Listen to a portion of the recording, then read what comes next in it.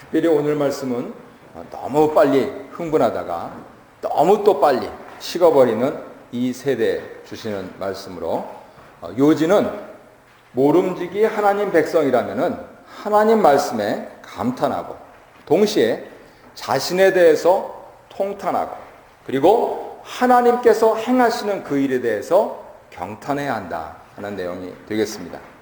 첫 번째로 우리는 하나님 말씀에 감탄하는 백성들입니다.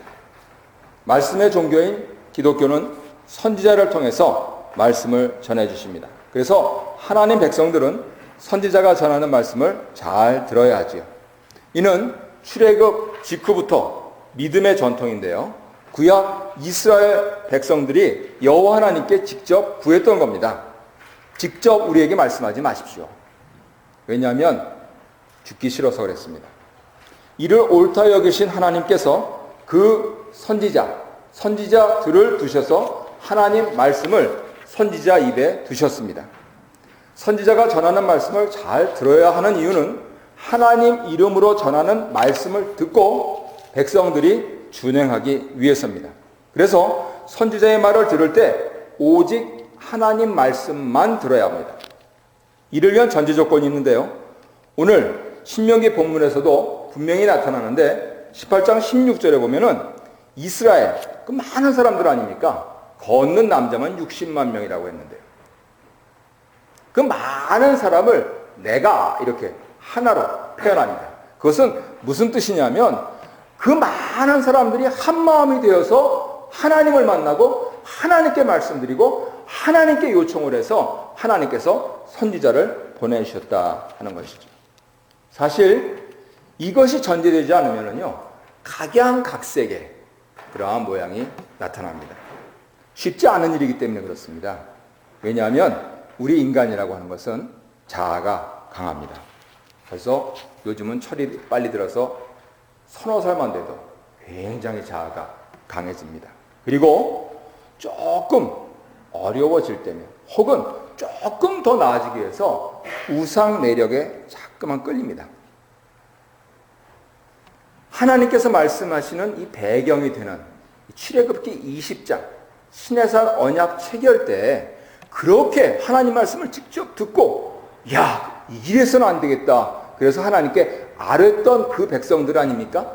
그런데 32장을 가면은 벌써 12장이나 건너뛰는데 그때 금송아지를 숭배합니다. 33장을 가면은요, 하나님께서 오죽했으면 너희 몸에 그렇게 치렁치렁 달고 있는 우상들, 장신구들 다 떼버리라고 하십니다. 그만큼 인간이라고 하는 것은 참 이 정도밖에 안 되는지, 정말 하나님을 두려워하는 건지 사랑하는 건지 잘 모를 때가 있습니다.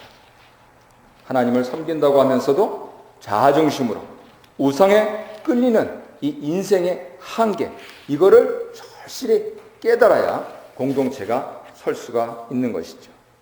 선지자가 중요한데요, 선지자는 제 마음대로 말을 전할 수 있습니다. 나아가서 하나님 말씀이 아니고 세상 우상의 말을 할 가능성을 배제할 수가 없습니다.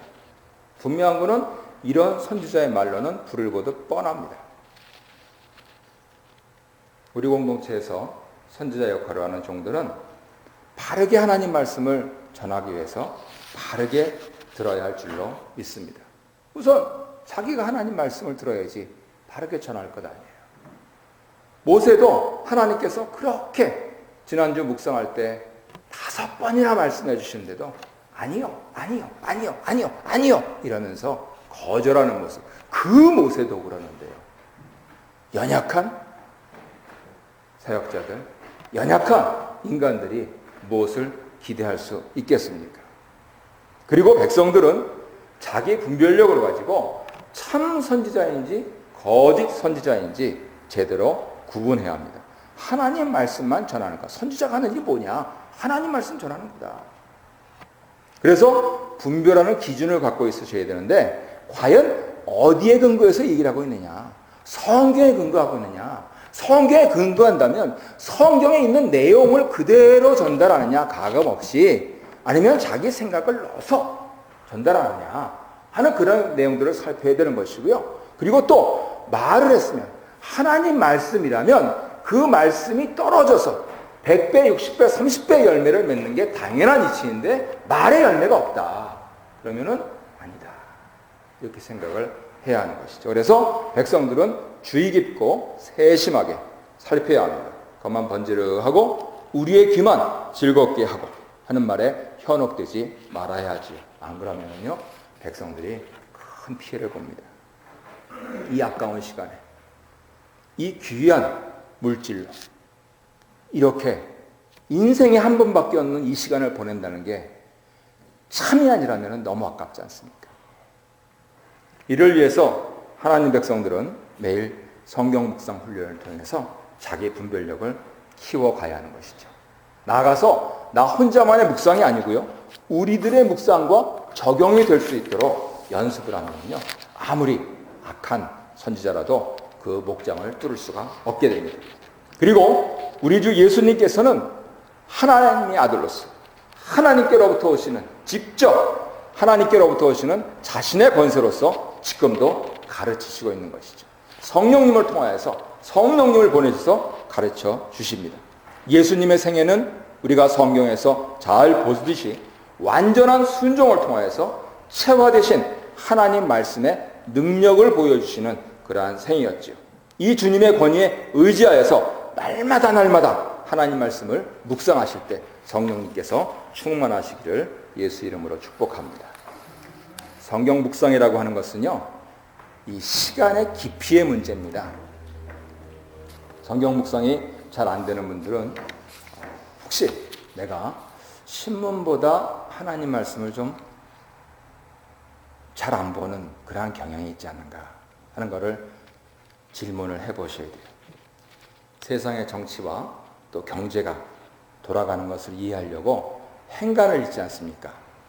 그런데 하나님 나라의 도래를 말씀하시는 성경은 행간이 아니고 그 글자를 15분, 20분 보는 것이, 그 시간을 두고 깊이 있게 읽는 것이 힘들다, 싫다 하면은 이거는 좀 다시 생각을 해봐야 되죠. 적어도 신문 보는 정도는 보셔야 될 것 아닙니까? 아니, 그 이상 하셔야 되지 않겠습니까? 한편으로는 몇 년을 성경을 보셔도 다람쥐 쳇바퀴 도는 것 같다, 그런 생각을 가지신 분들은 그 시간의 그 깊이 있게 보는 그 시간의 깊이뿐만 아니고 내가 혹시 기록을 놓쳐서 그런 게 아닌가 하는 내용들을 꼭 생각을 해보시기 바랍니다. 현재 진행하고 있는 200도요, 사실 그 기록이 목적이 있는 거예요. 내년도 이 100일, 40일 동안 하려고 지금 이제 준비하고 있는데요. 거기서 또 기록할 겁니다. 누가 기록합니까? 우리 자녀들이 기록합니다. 우리 자녀들이 함께하지 못하고 다 대학 가고 다 출가하고 그러면 내가 기록을 하는 것이죠. 이 연세든 내가. 중요한 점은 그렇게 기록하다 보면 2015년, 2016년, 2025년의 그 과정 속에서 일신우일신하는 나 자신을 보고 깜짝 놀라는 것이죠. 난관이 극복됩니다. 그리고 말씀 묵상이 자연스럽게 체질화되는 것이죠. 하나님을 안 믿던 우리 조상들도 소위 말해서 사람을 보려면은 신언서판, 그거 뭐라 그러지 않았습니까? 생김새, 말씨, 판단력. 거기서 서가 이 글 쓰는 거란 말이죠. 기록하는 거란 말이죠. 아유, 나는 그런 거 잘 못해. 그러면 내 자녀에게, 내 이웃에게, 그리고 다시 그들로 인해서 내가 더 의미 있는 삶을 살기 위해서 예배당까지 다니고 있는데 그 결과물을 좀 보자 하는 마음으로 한번 도전을 해보시기를 격려를 해드립니다. 이 자리에 계신 우리 가족들께서 하나님 백성답게 하나님 말씀을 날마다 사모하셔서 묵상하시고 또 말씀에 감탄하는 기쁨을 누리시기를 바랍니다.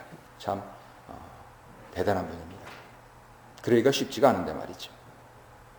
하나님 나라라고 하는 것은 인정이나 칭송 같은 세상 사정이 아니고요, 오직 주의 영광과 능력의 성령 사역을 통해서만 이루어지는 나라입니다. 오늘 신약 본문에서 눈여겨볼 사실은 안식일에 이 거룩한 나라 아닙니까? 회당에서 이 거룩한 기도처란 말이죠. 그리고 토라를 읽으면서 이 거룩한 책입니다. 삼박자에 거룩함이 있는데 그것이 낭독되는 그 자리에 더러운 귀신이 들락날락 했다는 것이죠. 오늘날 교회도 주의하지 않으면 주일에 예배당에서 성경책이 교독되어도 같은 일이 일어날 수가 있습니다. 더구나 신적 권위로서 토라의 진리를 밝히시고 귀신이 축출되는 사태를 목도했기에 놀라면서도 회개하라 하시는 예수님 복음 메시지에 자신의 죄에 대해서 통탄해하지 않고 하나님 나라를 믿으라 하는 그 말씀, 그 복음 메시지에 경탄해하지 않는 아주 완고하고 목이 곧은 태도를 끝내 백성들은 바꾸지 않았습니다. 그 결과 참 메시아이신 주님을 끝내 못 알아봤지요. 세상같이나 사람들에게 의존하지 아니하고 성령님께 의지하여서 오직 하나님의 아들이신 예수님에 대한 바른 지식, 또 그분에 대한 온전한 순종, 그것만이 진리의 길을 보장합니다. 우리는 시편 찬송대로 바로 교회에 모여서 이 진리의 순종함을 배우고 있는 것이죠. 무엇보다도 먼저 앞서 행하시는 여호와 하나님, 그리고 예수 그리스도의 무한하신 사랑과 그 은혜, 그리고 하나님과 우리와 너희 가운데서 역사하시는 성령 하나님의 행하심으로 인해서 이 자리에 모인 예수 믿는 우리들은 감사 찬송을 드리고 있는 것이죠. 나아가서 찬송을 드리면 드릴수록 여호와 경외함이 지혜의 근본임을 깨닫게 되는 것이죠. 그래서 우리는 더욱 하나님을 기리고 하나님 행사를 묵상하고 연구하고 하나님께서 장차 하실 일에 대해서 숙고하게 됩니다. 하나님을 향한 암, 그리고 그 삶 속에서 이처럼 찬송과 묵상하는 시너지가 여러분의 삶 속에서 울림이 될 때 한 번 가고 안 오는 이 인생에, 그러나 분명하게 존재의 의미가 있는 그 자리를 찾게 되실 것입니다. 그런 너와 나가 모이는 우리 교회의 삶은 고스란히 역사로 자리매김할 것이죠. 이제는 우리 교회가 살게 된 것 같아요. 저나 여러분이 없어도 하나님께서 이 교회를 살리실 줄로 믿습니다. 중요한 점은 그 역사의 현장에 내 자취가 있느냐 하는데 관심이 가는 것이죠. 그것을 위해서 바로 이 시사, 현재 일어나고 있는 일에 대해서 몇 가지 외적 표준들이 있습니다. 그래서 세 번째 대지를 말씀드립니다. 세 번째로 오직 주께 순종하는 자의 표지, 그것은 다름 아닌 성숙한 이해와 성숙한 자세다 하는 것이죠. 고린도전서 본문에 믿음이 약한 자들이라 이렇게 표현됐는데요. 우상은 아무것도 아니고 세상의 참신은 하나님 한 분밖에 안 계시다는 것을 배웠는데 아직 지식이 부족하여서 우상 제물을 먹는 것과 우상 숭배가 다르지 않다고 생각하고 만일 우상 제물을 먹는다면 하나님과의 관계에 영향을 미친다. 근데 사실 이거는 굉장히 일리가 있는 그러한 생각이었습니다. 왜냐하면 당시 시장에서 유통되는 대부분의 고기들이 우상의 신전의 제사를 드리고 나오기 때문에 그래요. 시장에 나오려면 신전을 거쳐야 되기 때문에요. 그래서 이분들이 그렇게 해서 먹는 고기는 결국 우상 제물이고 우상 제물을 먹으면 하나님과의 관계에 문제가 있지 않느냐. 대단히 아름다운 신앙입니다. 그런데 안 먹을 수는 없고 그것이 반복되다 보니까 양심이 약해지고 거리낌을 받고 이제 더 나은 진일보한 신앙으로 나가야 되는데 같이 모여서 기도하는데 밤낮 그 기도 제목만 내요. 이거 먹어도 돼요? 안 돼요? 어렸을 때는 이해가 되죠. 1년, 2년, 3년 지나서 5년 지나서 10년 지나는데 똑같은 이슈입니다. 그래서 믿음이 약한 자들이다 이렇게 부르고 있는 것이죠. 어린아이가 이쁘듯이 아름다운 신앙입니다만 거기에 조금 지나서 자기 고집이 생기면요, 자기 스스로 법칙의 굴레를 만들어서 자승자박하는 경향이 있습니다. 신앙이 더 자라지 못하면 아름다운 신앙이, 심지어는 아름다운 신앙조차 걸림돌로 작용할 수 있게 되죠. 그래서 사도는 고린도전서 말씀에서 주님을 더 잘 섬기기 위해서 성숙한 이해를 가져라, 이렇게 권면의 말씀을 해주시고 있는 것입니다. 반면에 성숙한 자세는 소위 강한 자들이라고 표현된 분들에게 필요한 것이었죠. 사도 바울은 이분들이 우상에게 바친 제물을 먹는 것이 우상 숭배가 되지 않는다고 하는 그 사실을 아는 분들이다 이렇게 설명합니다. 혹은 그래서 지식으로 교만하여서 자신의 얕은 지식을 부풀려서 경거망동하여서 심지어는 우상의 집인 신전에서 우상에게 제물을 바친 그 음식을 먹는 일. 사실 이게 맛있거든요. 고기도 뜨뜻할 때 먹어야 되잖아요. 시장까지 오면 다 식어서 어떻게 먹어요. 그런 일을 서슴지 않았다는 겁니다. 문제는 오늘 본문 고린도전서 8장 1절에서 덕을 세운다, 오이코도는 이렇게 얘기하는데요. 사랑으로 덕을 세운다 하는 이 말하고 10절에서 담력을 얻는다. 담력을 얻는 주체는 믿음이 약한 자들의 양심이에요. 왜요? 그들이 신앙이 바른 방향으로 가지 않고 바르지 못한 방향으로 가는데 담력을 얻는다. 이거하고 똑같은 단어를 사도 바울이 사용하시고 있는 거예요. 결국 사도께서 하시는 말씀은 뭐냐면, 믿음이 강한 것은 좋지만 자신의 지식과 자유로 덕을 세우기보다 사랑으로 덕을 세워야지 강하다면, 정반대로 믿음이 약한 자들을 잘못된 길로 인도하는 그러한 오류를 낳고 있다. 바로 그 점을 지적하시고 있는 것이죠. 이렇다면 아무리 하나님 말씀에 감탄했다 할지라도 지식만 무성해지고요, 하나님 사랑하는 형제를 사랑하지 못함으로써 오히려 자기는 전혀 그렇게 생각 안 하는데 하나님과의 관계가 소원해질 수 있게 됩니다.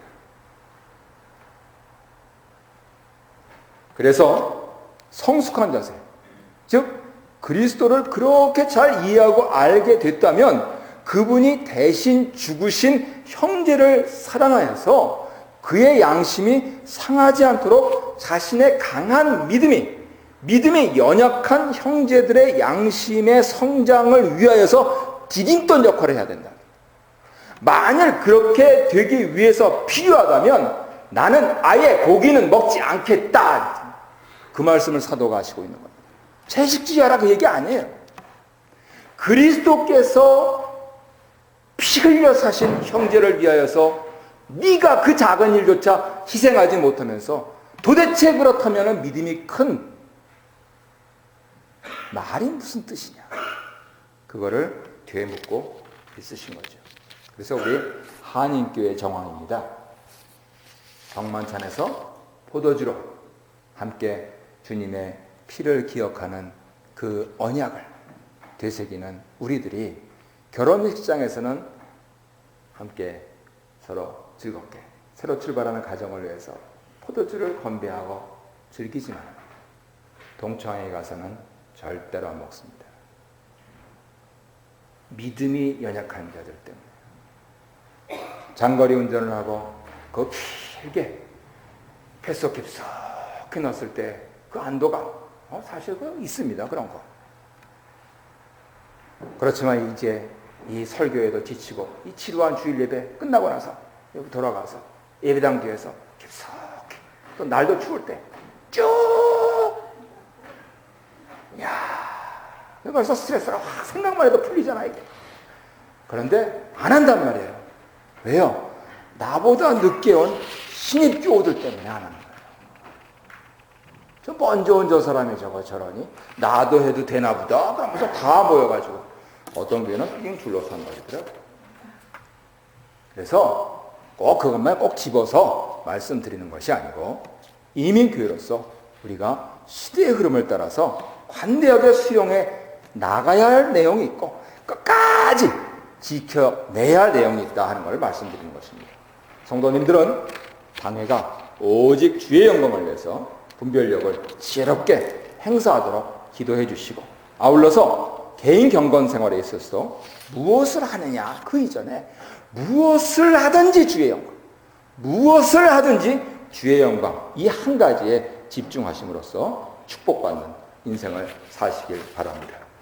말씀의 결론을 맺겠습니다.